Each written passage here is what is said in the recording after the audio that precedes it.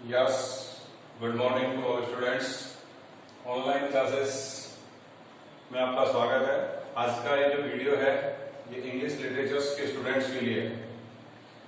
पिछले जो वीडियोस थे अभी कंपलसरी के, जिसमें मैंने पूरा एडवर्टाइजमेंट का टॉपिक क्लियर किया है।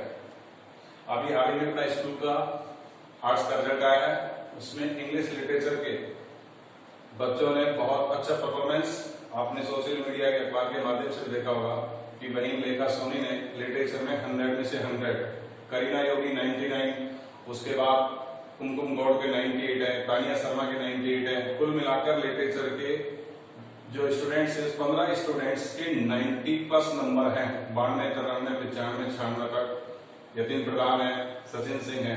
इन बच्चों ने फॉर ओनली क्लास स्टडी से इन बच्चों ने 90 प्लस और यानी बहन लेखा सोनी के द्वारा 100 प्लस नंबर प्राप्त किए। इसलिए फिलहाल अभी ऑफलाइन क्लासेस पॉसिबल नहीं है, ऑनलाइन क्लासेस के माध्यम से जो आपको बताया जा रहा है। पिछले वीडियो में लिटरेचर स्टूडेंट्स को मैंने लिटरेरी टर्म्स और उसकी पीडीएफ डाउनलोड की थी, उसको करें और केवल क्लास स्टडी पर बिलीव करें। फिर मैं दोबारा कह रहा हूं कि अगर आप अभी घर बैठे हैं तो जो भी वीडियोस मिले उसी के आधार पर करें, किसी के बहकाव में नहीं आना। क्लास स्टडी से 100% नंबर बच्चों ने प्राप्त किए हैं। नाउ लिसन, आपकी एक बुक है प्रूडेंस।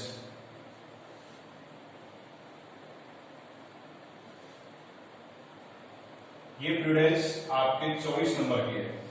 मैंने शुरुआत जब लिटरेचर की थी तो सबसे पहले मैंने सिलेबस के बारे में बताया। वंस मोर, प्रूडेंस जो बुक है वो 4 पार्ट में है। इसके फर्स्ट पार्ट में है शॉर्ट स्टोरीज, सेकंड में है पोइट्री, फिर आता है नॉन फिक्शन और चौथा पार्ट है आपका ड्रामा। ये 4 पार्ट्स है इसमें, short stories, poetry, non fiction, drama. इन चारों पार्ट्स में से जो क्वेश्चन पुटअप किए जाते हैं, वैसे तो पहले मैंने आपको एक्सप्लेन कर दिया, लेकिन once again listen carefully. Short stories, poetry, non fiction and drama, इनमें से 2 out of 3 long answer type questions आएंगे। 3 बड़े क्वेश्चन होंगे, 2 करने होंगे। 100 वर्ड्स में होता है और वो आपको एक क्वेश्चन 6 नंबर का होता है। इन पूरे 4 पार्ट्स में से कोई 3 बड़े क्वेश्चन होंगे और वो 100 वर्ड्स में लिखे हैं, लेकिन करने 2 है। ऐसे ही 4 out of 5, ध्यान से सुनेंगे, शॉर्ट आंसर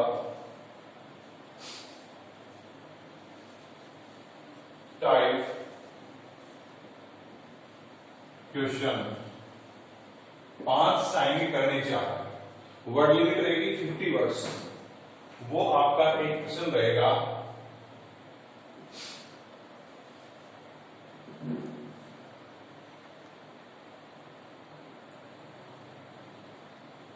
तीन नंबर, 4 करने हैं 12। ये आपकी जो प्रूडेंस बुक है वो 24 नंबर की बुक है। लिटरेरी टर्म्स 6 नंबर के हैं, पिछले वीडियो में अपलोड किए हैं।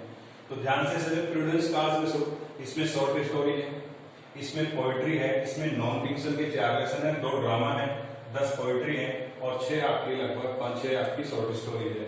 तो इन चारों पार्ट्स में से 3 क्वेश्चन लॉन्ग करने 2 है, एक क्वेश्चन 6 नंबर का रहेगा। 5 छोटे, इनकी लगभग 50 to 60 वर्ड्स की रहेगी, उसमें आपको 4 करना है, एक क्वेश्चन 3 नंबर का। इसको वापस नोट कर लें। आज मैं आपकी स्टूडेंट्स बुक में से फर्स्ट लेसन शॉर्ट स्टोरीज, जिसका नाम है टुमारो।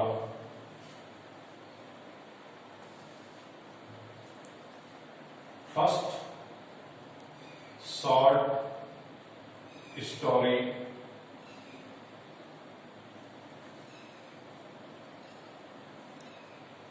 टुमारो, इसके लेखक हैं जोसेफ कॉनराड। टुमारो की जो कहानी है वो सबसे बेस्ट इसलिए होगी आपके लिए, मैंने पिछले वीडियो में आपको लिटरेरी टर्म्स बताया था, इम्प्लिसिज्म, प्रभाववाद। ये एक प्रभाववाद का ही एग्जांपल है, जिसमें मैंने एग्जांपल में नीचे जो राइटर्स का नाम लिखा था उसमें मैंने जोसेफ कॉनराड साहब, बहुत अच्छा एक शॉर्ट स्टोरी के बारे में आपको बताया जा रहा है, टुमारो। द मेजर कैरेक्टर, पहले मैं इसके जो कैरेक्टर्स बता रहा हूँ, फिर इसकी थीम बताऊंगा, बाकी इसका पूरा मैटर आपको पीडीएफ के माध्यम से मिलेगा। इट्स नॉट पॉसिबल ऑनलाइन, क्योंकि लेसन नाम तो शॉर्ट स्टोरी है, लेकिन आपको अपनी बुक में देखेंगे तो एक बहुत बड़ा 19 पेज का लगभग आपके लेसन है, उसके जो मैटर है आपको पीडीएफ के माध्यम। If you have any problem तो कॉन्टेक्ट मी, मैंने पहले भी आपको कॉन्टेक्ट दिए थे। टुमारो, तो इसके जो मेजर कैरेक्टर है, सबसे पहले मेन कैरेक्टर्स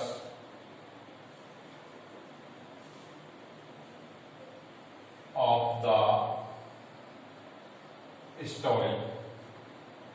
पहला मेन जो कैरेक्टर है, पूरी कहानी जो इसी के ऊपर डिपेंड है, इधर ये है मिस्टर कैप्टन हैगबर्ड। क्या नाम बोलेगा इसका? Mister captain Hagberd. The major character of the story, पूरी कहानी इसके ऊपर, captain Hagberd and all the retired sailor who lives with his wife and son in Colchester, UK, United kingdom, England के अंदर कोलचेस्टर नामक स्थान पर ये रिटायर्ड सेलर है, यानी कि ये एक जहाज नाविक था, उससे रिटायर्ड हो गया, वो अपनी पत्नी और एक बेटे के साथ कोलचेस्टर में रहता है। ये मेन जगह ध्यान रखना है। सबसे कैप्टन हैगबर्ड। दूसरे नंबर पर है HARRY, हैरी, जो इस कैप्टन हैगबर्ड का बेटा है, son of Captain Hagbard।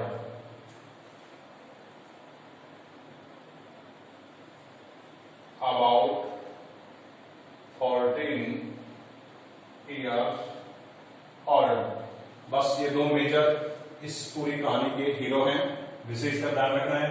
Captain हैगबर्ड है, कोलचेस्टर में रहता है, उसका बेटा है हैरी। तीसरे नंबर पर है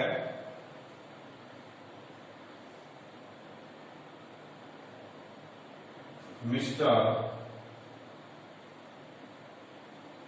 जोसिया कार्विल। ये एक ब्लाइंड मैन है जो कि कैप्टन हैगबर्ड का किरायादार है। अभी बताऊं मैं, mister Josiah Carvil and order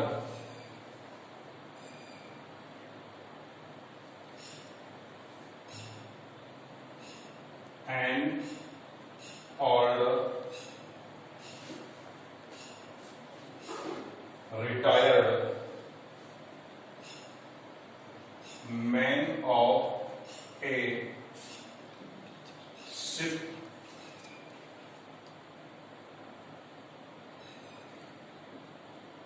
building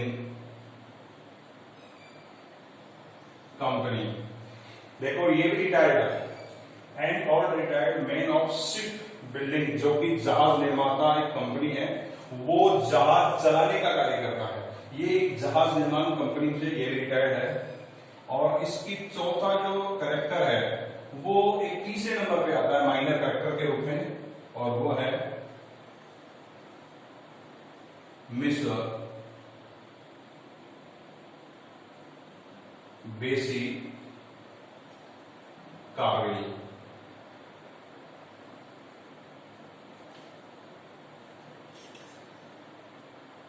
A young and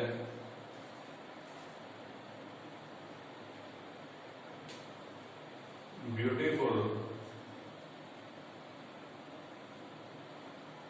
daughter of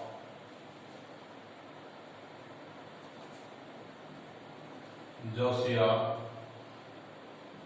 कार्विल। ध्यान से सुनेंगे।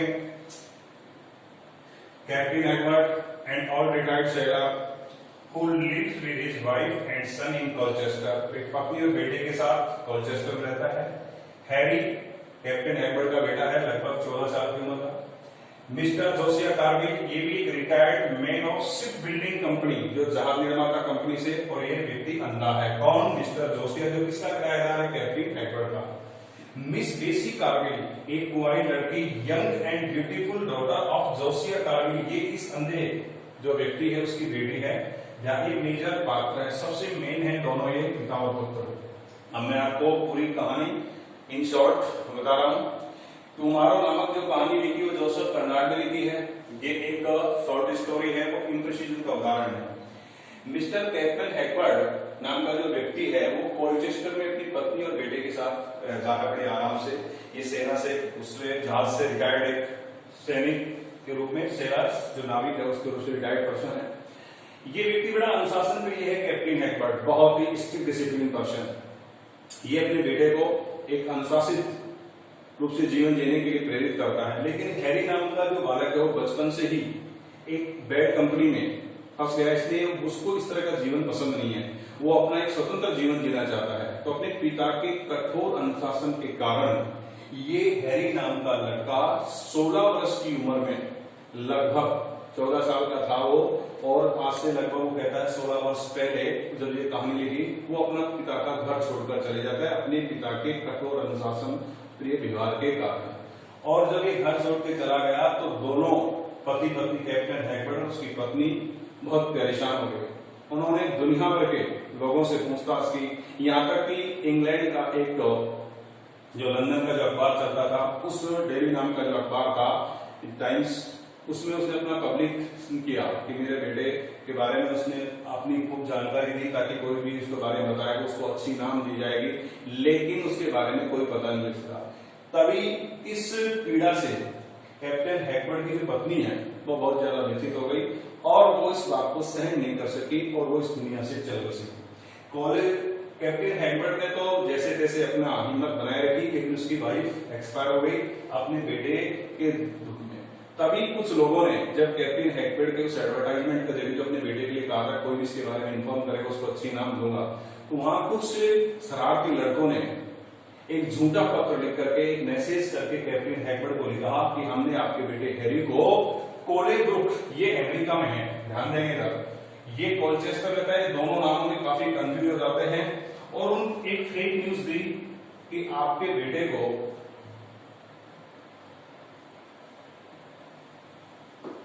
कोलेब्रुक नामक स्थान पर जहाजी बंदरगाह के पास में देखा गया है। और इस प्रकार इस मैसेज से, जो कि एक फेक न्यूज थी, एक फ्रॉड, बिल्कुल गलत था, उस समाचार को सुनकर के उसके बेटे को कोलेब्रुक में देखा गया है। और कैप्टन हैकवर्ड अपनी संपूर्ण संपत्ति को बेच करके और कोलचेस्टर से कहां आ गया? कोलेब्रुक। यहां आकर के जो पैसे थे उससे उसने थोड़ी सी जमीन खरीदी। जमीन खरीद करके उसने 2 झोपड़ियां बनाई। एक कॉटेज में उसमें रहता था, दूसरी कॉटेज में, ध्यान देंगे, ये मिस्टर जोसिया कार्विल और उसकी बेटी बेसी कार्विल, ये दूसरी झोपड़ी में मिस्टर हैकवर्ड के किराएदार थे। ये व्यक्ति अंधा है, इसके पत्नी भी नहीं है, दोनों में काफी सिमिलरिटी है, दोनों रिटायर्ड पर्सन है। इसकी वाइफ अपने इस बेटे के वियोग में मर चुकी है। ये व्यक्ति अंधा है, ये पूर्ण रूप से अपनी बेटी मिस कार्विल के ऊपर डिपेंड करता है। तो दोनों में काफी सिमिलरिटी है, दोनों रिटायर्ड पर्सन है, दोनों विडोवर है, विधुर है, दोनों की पत्नियां मर चुकी हैं, और दोनों ही पूर्ण रूप से मिस बेसिया पर डिपेंड करते हैं। बिकॉज ये अंधा है, ये कुछ भी कार्य बिना अपनी बेटी बेसी कार्विल के नहीं कर सकता मिस्टर जोशी। और उधर कैप्टन हैकवर्ड है, वो अपनी बात, जो भी अपनी मन की बात है वो बेसिया से कहता है। वहां आकर के, कोलेब्रुक में आकर के कैप्टन हैकवर्ड ने वहां के बहुत सारे लोगों से, दुकानदारों से, नाइयों से, अनेक प्रकार के व्यापारियों से हर तरीके से एडवर्टाइजमेंट करके अपने बच्चे के बारे में पूछा। किसी ने उसको हैरी को दिखाया गया, लोगों ने सहायता करने के लिए उसका मजाक उड़ाना शुरू कर दिया। कैप्टन हैकवर्ड ने बहुत बड़े पूरा पार्ट था, ये चेस्ट पार्ट वो दाढ़ी से ढका हुआ था और वो एक बिल्कुल संत टाइप हो चुका था। जब तक वो अपने बेटे को तलाश नहीं लेगा तब तक उसने इस तरह से अपना एक देश बना रखा था। तो वहां इस कॉलेज ग्रुप में एक नाई था, बाबा, उसने उससे पूछा कि आपका बेटा कब आएगा। तो इसका एक शब्द था जिस आपके लेसन का नाम पड़ा कि जो कोई व्यक्ति पूछता था कि आपका बेटा कब आएगा तो वो कहता था टुमारो, कल आएगा। आपका बेटा कब आएगा? टुमारो, कल आएगा। फिर कल से उसने कर दिया नेक्स्ट वीक, फिर नेक्स्ट मंथ, नेक्स्ट ईयर। वो नाई जहां भी मिलता था वो मिस्टर कैप्टन हैगबर्ट का बहुत मजाक उड़ाता था। वो कहता था कुछ दिनों बाद एक जवान व्यक्ति और एक बुढ़ा व्यक्ति हाथ से हाथ मिलाए मेरे पास दाढ़ी बनवाने आएगा और पूरे कॉलेज ग्रुप के अंदर बड़ी खुशी का समय आने वाला है, क्योंकि जब उसका बेटा आ जाएगा तो बहुत बड़े कार्यक्रम करेगा। तो ऐसे वो उसका मजाक उड़ाता था, लेकिन कैप्टन हैगबर्ट कुछ नहीं करता था। और मिस बेसिया है वो कैप्टन हैगबर्ट की सभी बातों को शांति से सुनती थी। इस व्यक्ति ने, कैप्टन हैगबर्ट ने जहां जाकर कॉलेज ग्रुप में बसा वहां एक अच्छा सा बगीचा बना लिया। रोज उसमें खुदाई करना था, पेड़ पौधे लगाता था, कोई भी नई वस्तु ला करके रखता था तो सबसे पहले मिस बेसिया को बताता था। बेसिया इसकी बातों को बड़ी शांति से सुनती थी, क्योंकि वो जानती थी कि व्यक्ति अपने खोए हुए पुत्र की उस पीड़ा से सनकी हो गया है। वो कभी भी इसकी बात पर खींचती नहीं थी। दूसरी तरफ मिस्टर जोसेफ इस बात से चिढ़ता था, क्योंकि वो भी इसे पूर्ण रूप से अपनी बेटी पर डिपेंड था। वो अपनी बेटी को बहुत बुरी तरह व्यवहार रखता था, लेकिन वो कभी भी इसका कभी भी विरोध नहीं करती थी, क्योंकि वो जानती थी मेरे पिता पूर्ण रूप से मेरे पर डिपेंड है। तो इस प्रकार मिस बेसिया भी कैप्टन हैगबर्ट और मिस्टर जोसिया की दोनों के मध्य में कड़ी थी। वो उसकी बात को भी ध्यानपूर्वक सुनती थी, अपने पिता की भी बात को भी। और कैप्टन हैगबर्ट मिस बेसिया को इसलिए पसंद करता था, उसे मन में बात करने लगी जब मेरा बेटा हैरी आएगा तो मैं मिस बेसी को अपनी पुत्र वधू बनाऊंगा। और ये बात वो बात ही बातों में कभी कभी इस बच्ची से कह दिया करता था और अपने बेटे की बचपन की सारी चीजें उसको बारे में बताया करता था।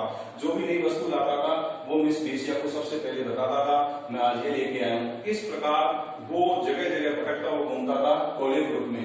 तभी उसने जो विज्ञापन दिया, तब उस विज्ञापन के बारे में उसके दोस्त ने, हैरी के दोस्त ने उसके बारे में पढ़ा कि आपके पिता ने आपके बारे में एडवर्टाइजमेंट किया है कि जो भी उसके बारे में बताएगा उसको अच्छी नाम। तो एक दिन स्वयं हैरी, अब ये इम्प्रेशनिज्म है, ये रियलिस्टिक नहीं है कि हैरी वास्तव में आया था। हैरी स्वयं इस बात से बहाना बना करके कि मैं हैरी का ही पता बता करके और अपने पिता से अच्छे पैसे लेके आऊंगा।